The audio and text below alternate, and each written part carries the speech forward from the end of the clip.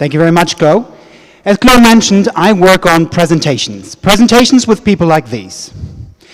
Today I want to zoom in on one special fact about presentation like this. How did people get there? If it's a presentation in a multinational organization, chances are very high that the majority of them got there by plane.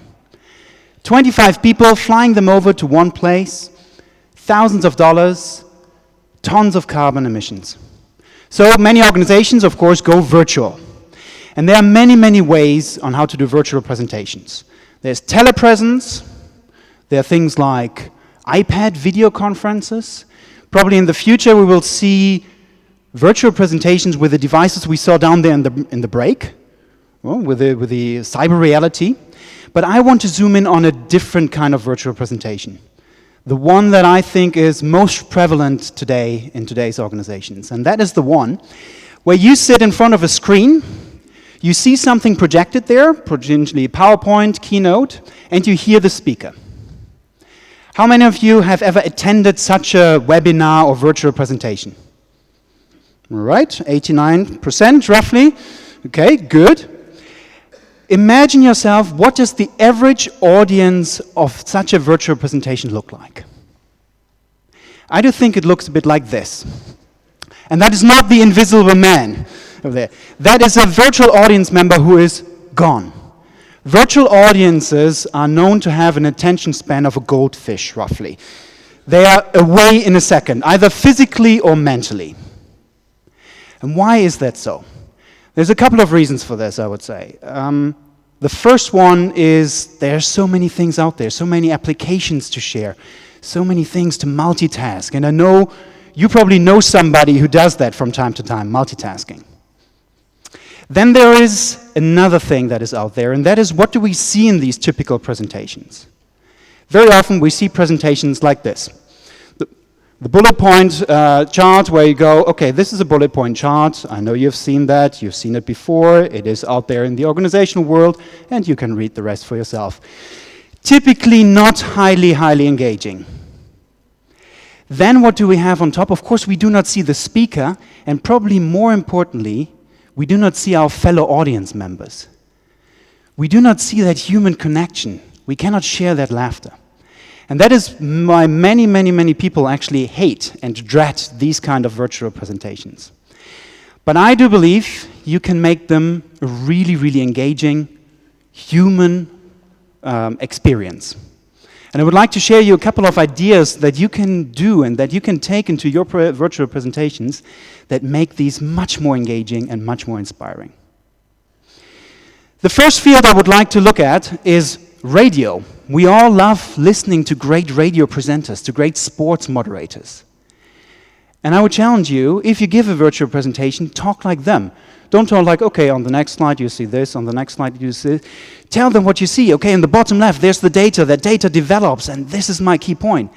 Get that engaging moment in.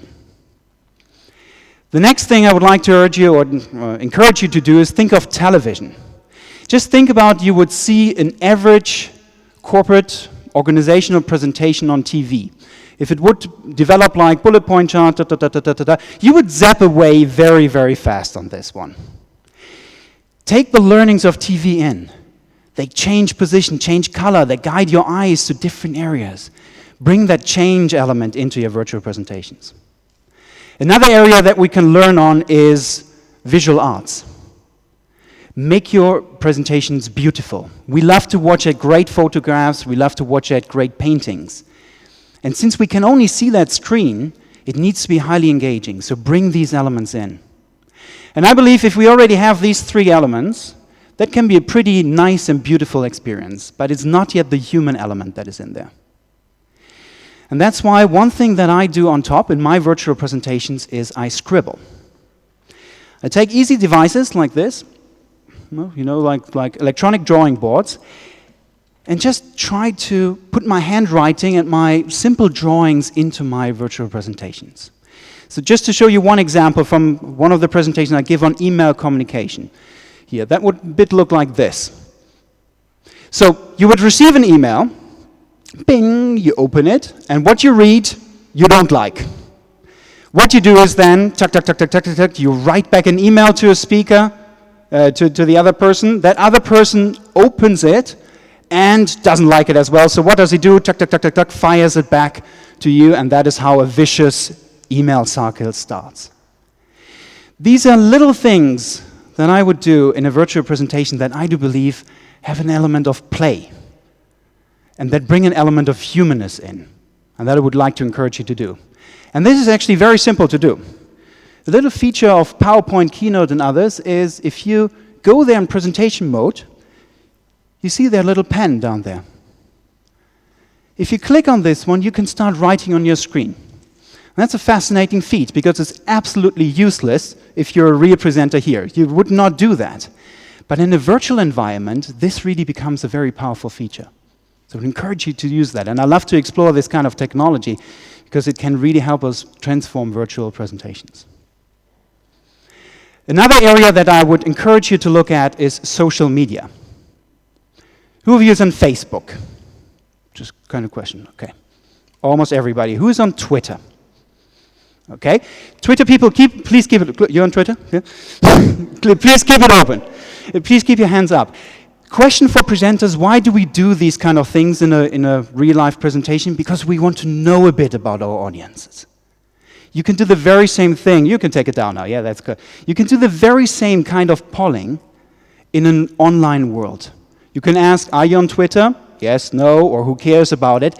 And you would get live feedback from the people wherever they are in the world. Instantly. Every presentation you do that is different. Every result that you get is different. And you can go into this one and discuss it with your audience, all of these results. Very powerful. I do some of 10, 15 of those for a 30-minute speech to always see what is my audience thinking. Normally we think of eye contact that we should have with an audience.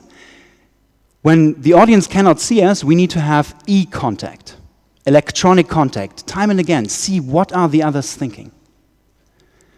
What you can also do is, people have that urge to multitask, as we know. They try to update, see, and so on.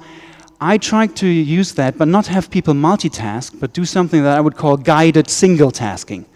I would create a Facebook page and guide them and tell people online, like, go now all online. You're online in any case.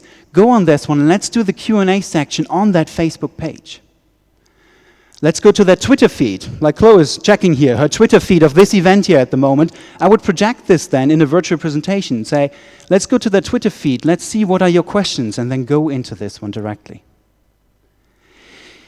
A lot of different areas, new skills. And when I started incorporating all of this, something really interesting happened.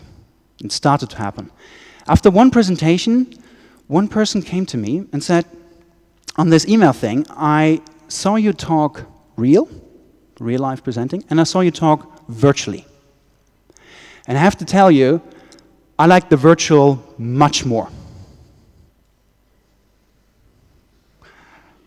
And my first reaction was, it's great, something with my physical cues not right or something, you don't like that? But then I thought, that is the wrong question. I've always tried to approach presentations, here's the real, here's the gold standard, and somehow we need to bring virtual closer to this. But I've started to realize you can actually much surpass, by this feedback I start to realize you can surpass real presentations with virtual ones. If you try to combine and blend all of these technologies, I believe you can really create a human experience, a joyful experience, also really in the virtual world. And I think that has amazing potential.